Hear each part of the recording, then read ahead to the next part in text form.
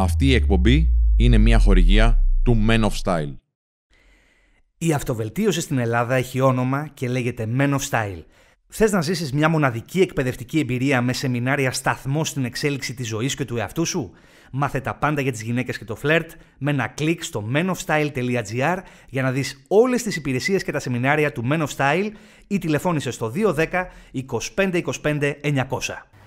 Κάντε εγγραφή στο κανάλι μας, πατήστε το καμπανάκι για ειδοποιήσεις, κάντε like αν σας αρέσει η δουλειά μας και σχόλιο επίσης αν σας αρέσει και μην ξεχάσετε να κάνετε ένα share. Ευχαριστούμε πολύ. Ελάτε μαζί να βρούμε τα ίχνη στο σκοτάδι.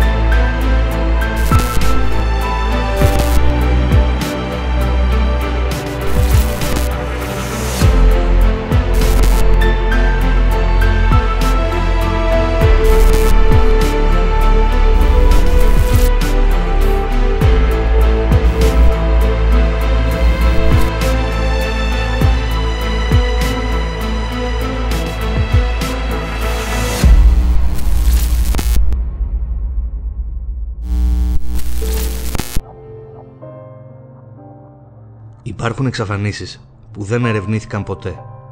Έμειναν για πάντα στο σκοτάδι. Άνθρωποι που δεν γνωρίζουμε τι απέγιναν. Εκεί που υπάρχει σκοτάδι, εμείς θα βρούμε τα ίχνη. Ακολουθήστε μας στην πιο μυστήρια εξαφάνιση. Υπόθεση Διονύσης Αχτύπης.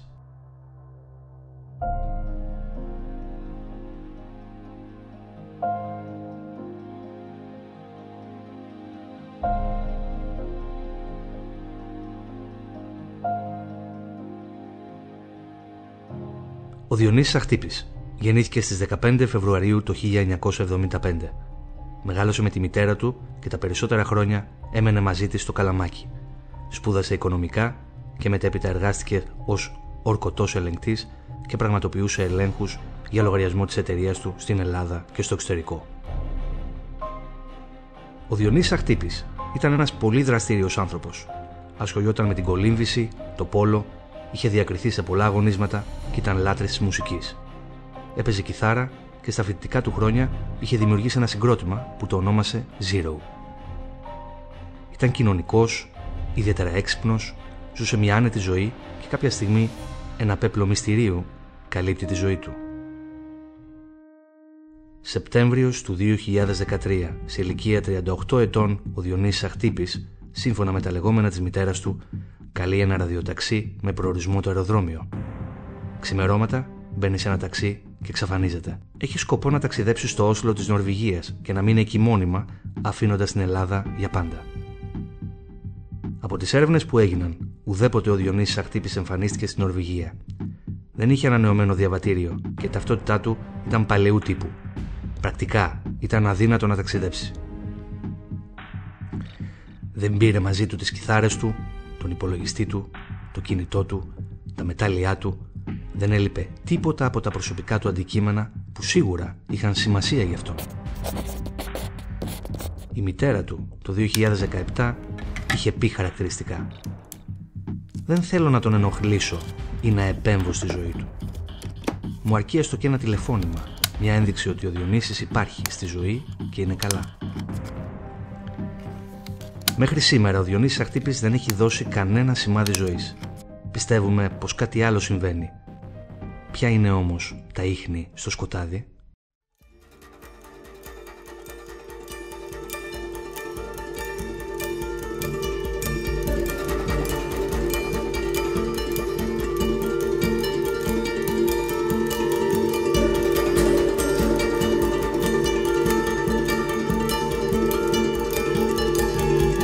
Τα νέα δεδομένα στην υπόθεση.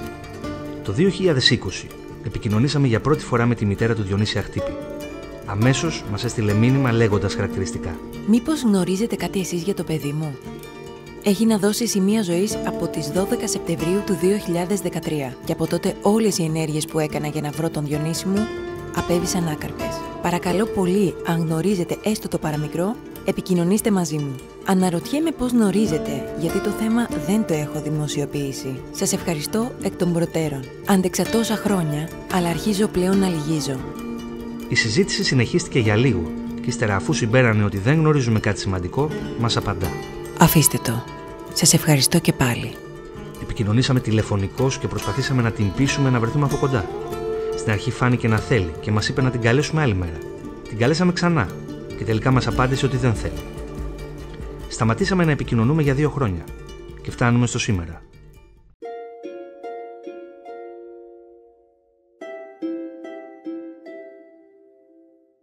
Η μητέρα του Διονύση Αχτύπη είχε φροντίσει να μένει σε ένα σπίτι που δεν ήθελε να το γνωρίζουν πολύ. Για τους δικούς της λόγους. Καταφέραμε να την εντοπίσουμε. Την πρώτη μέρα της χτυπάμε το κουδούνι και εκείνη δείχνει να ξαφνιάζεται. Δεν το περιμένει. Μόλις βγήκα από το μπάνιο. Τι θέλετε? Ποιοι είστε? Ποιος σας είπε να έρθετε εδώ? Αυτό το σπίτι το ξέρουν πολύ λίγοι άνθρωποι. Πότε να έρθουμε? Ελάτε αύριο.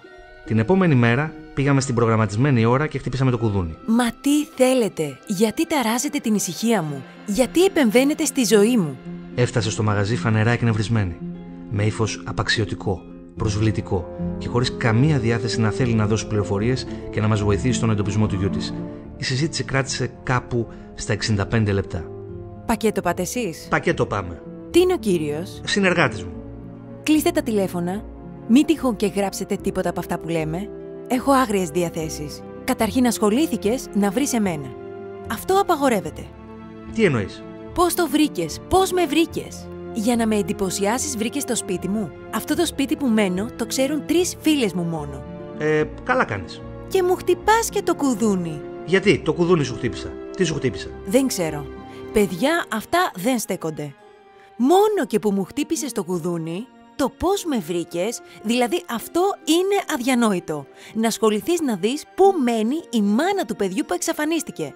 Για ποιο λόγο το έκανες? Πες μου. Εσύ ως μάνα δεν ψάχνεις το παιδί σου? Εσύ γιατί το ψάχνεις? Υπόθηκαν πάρα πολλά τα οποία είναι αδύνατο να παραθέσουμε. Η συζήτησή μας είχε εντάσεις. Εναλλαγές στα συναισθήματα της μητέρας και αρκετές φορές γινόταν προσβλητική. Στο άκουσμα ότι θα απευθυνθούμε σε εισαγγελέα γινόταν έξαλλη.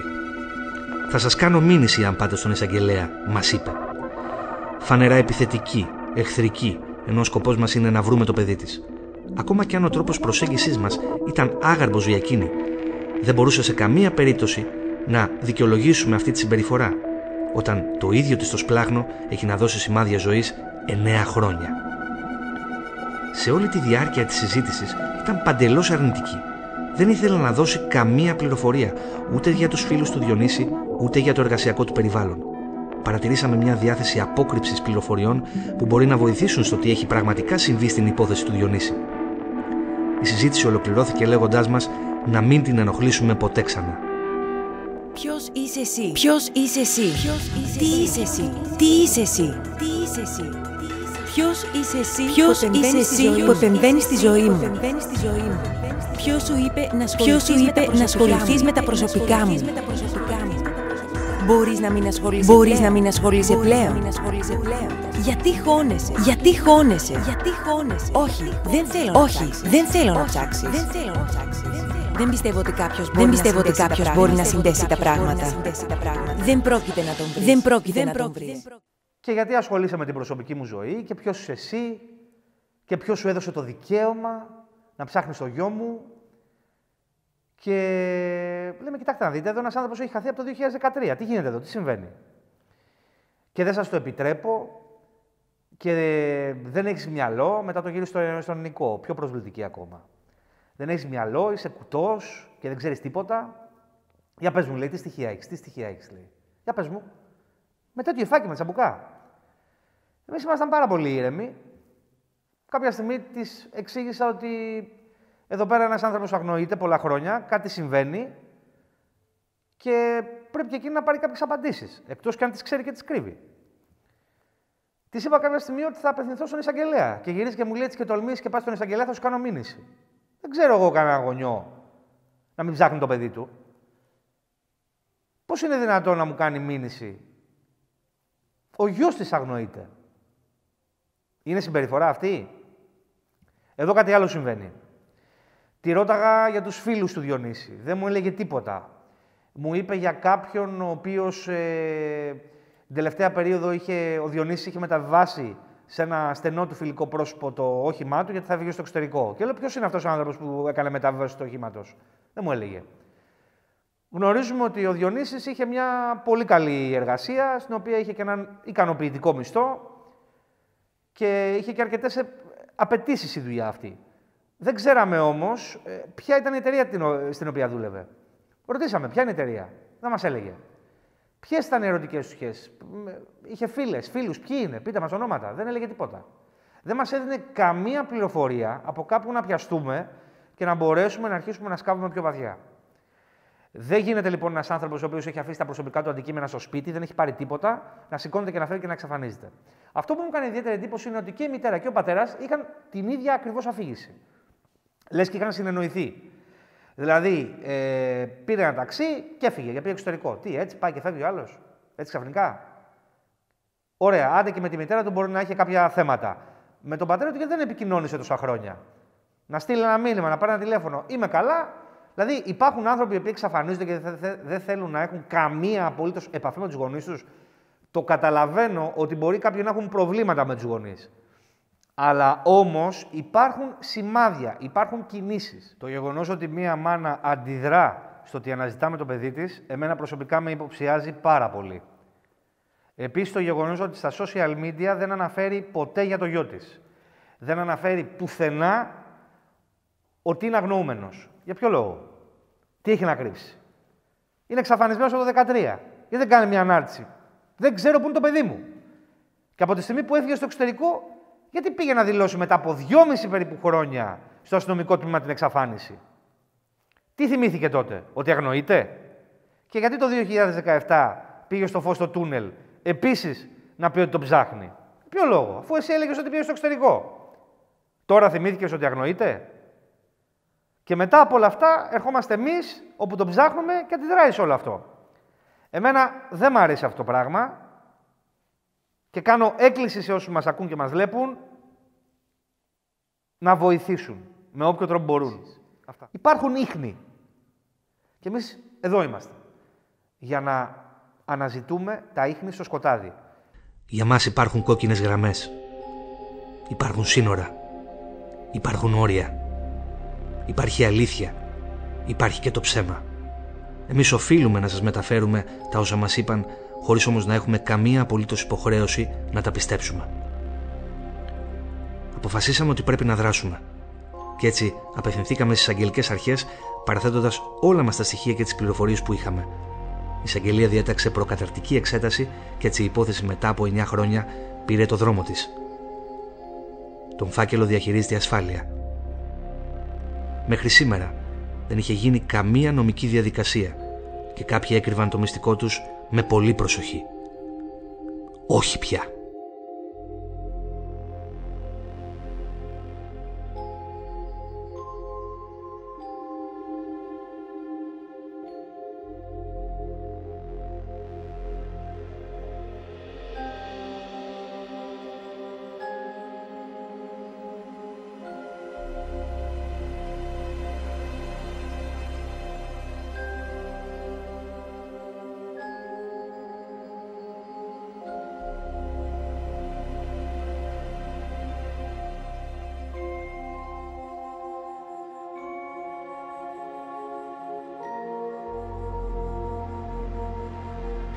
Αν γνωρίζετε κάτι για τον Διονύση Αχτύπη, αν ήσασταν φίλος του, συνάδελφός του, αν τον ξέρατε, έστω και λίγο, αν ήσασταν παιδικός του φίλος, αν σας είχε μιλήσει για κάτι που μπορεί να βοηθήσει την υπόθεση, επικοινωνήστε μαζί μας άμεσα. Κάθε πληροφορία μπορεί να βοηθήσει στο puzzle που συμπληρώνουμε. Κοινοποιήστε το επεισόδιο για να βρεθούν άνθρωποι που μπορεί κάτι να γνωρίζουν. Είναι σημαντικό να μην ξεχνάμε όσους ανθρώπους εκεί έξω αγνοούνται. Σας ευχαριστούμε. Μίλησα με υπερηφάνεια για τη νύχτα, εκείνη που γοητεύει. Γιατί καλύπτει και αποκαλύπτει. Μα νιώθω αφάνταστη ντροπή. Για εκείνη την ακαταμάχητη των σκουπιδιών. Εκείνη τη νύχτα του μυαλού και της συνείδησης.